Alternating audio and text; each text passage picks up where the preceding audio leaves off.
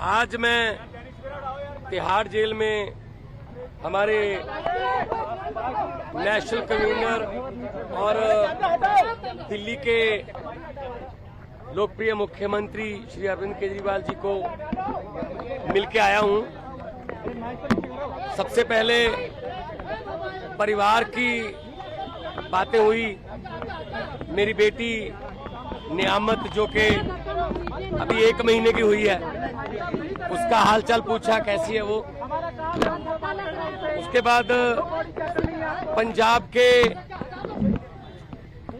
लोगों की, किसानों की फसल क्योंकि इस बार मंडियों में अब आ रही है, तो उन्होंने पूछा कि पैदावार कैसी है इस बार, और जो किसानों का जो डायरेक्ट जो ट्रांसफर है पैसे की, जो सीसीएल की फसल का पैसा, उसमें कोई बाधा तो नहीं आ रही, या कोई चुनाव आचार संहिता की वजह से पंजाब में कोई ऐसी सहूलत जो रोक ली हो। मैंने कहा जी बिल्कुल नहीं है, निरंतर सुविधाएं चल रही हैं, बिजली भी फ्री चल रही है, मंडियों में एक एक दाना जो गेहूं का आएगा वो हम रिकॉर्ड पैदावार करके 130 लाख मीट्रिक टन देश के सेंट्रल पूल में दे रहे हैं, और पैसे भी उसी दिन ट्रांसफर हो रहे हैं। और जो हाड़ी बोलते हैं पंजाबी में इसको, तो ये गेहूं का सीजन जो है वो अभी चरम सीमा पे है। 2-4 दिन में जो सीजन है खत्म हो जाएगा।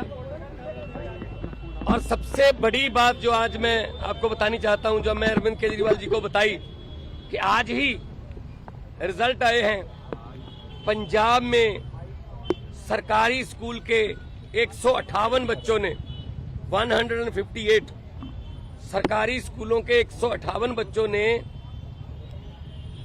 जेईई का परिणाम जो मेन होता है वो पास कर लिया। ये पहली बार हुआ है। इस पर अरविंद केजरीवाल जी बहुत खुश हुए और उन्होंने कहा यही शिक्षा क्रांति हमारे सपनों में थी। उन्होंने कहा कि मेरी तरफ से सभी सरकारी अध्यापकों को और जो 158 बच्चे जिन्होंने जेईई क्लियर किया, उनके माता पिता को, उनके पेरेंट्स को मेरी तरफ से बधाई देना। तो ये पहली बार हुआ है कि सरकारी स्कूलों के बच्चों ने जेईई का परिणाम क्लियर किया, और ये हमारा सपना सच होने वाली बात है। और उन्होंने दिल्ली के बारे में और देश के बारे में पूछा। मैंने कहा जी मैं गुजरात होके आया हूं, भरूच और भावनगर, माइंड ब्लोइंग रिस्पॉन्स है, और लोग, पूरे देश के लोग ये कह रहे हैं कि ये गलत किया अरविंद केजरीवाल के साथ कि उनको पकड़ के अंदर कर दिया। शायद ये सोचते होंगे एक बंदे को अंदर करके हम पार्टी की आवाज बंद कर देंगे, लेकिन आपकी आवाज सर, वो व्यक्तिगत तौर पे तो आपको अंदर कर सकते हैं, लेकिन आपकी सोच को अंदर नहीं कर सकते। तो हम असम में भी गया, उन्होंने मुझे कहा कि दिल्ली भी आना, और दिल्ली के जो प्रचारक हैं उनको पंजाब में भी लेके जाना है, और कहीं भी इंडिया गठबंधन का कोई, हमारा पार्टी का कोई नेता, अगर वो असम हो, चाहे वो गुजरात हो, चाहे वो महाराष्ट्र हो, चाहे वो यूपी हो, बिहार हो, यहीं भी वो बुलाएं, हमने जाना है। ये चुनाव जो है ये जीतने हारने वाला चुनाव नहीं है, ये संविधान को बचाने वाला और लोकतंत्र को बचाने वाला चुनाव है।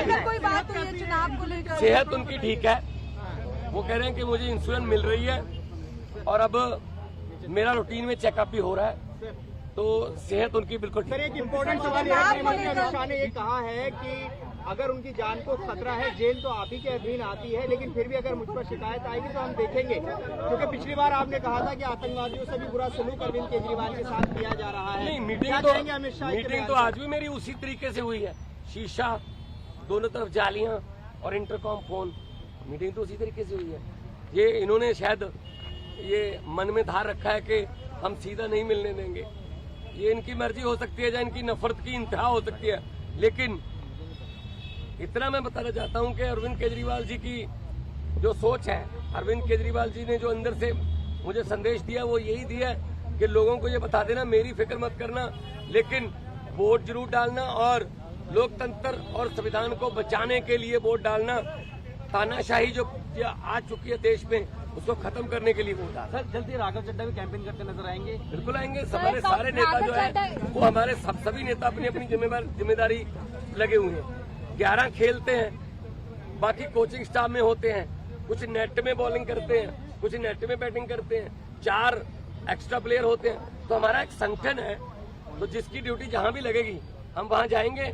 और 4 जून को आम आदमी पार्टी भारत की एक बहुत बड़ी शक्तिशाली राजनीतिक शक्ति बन के उभरेगी।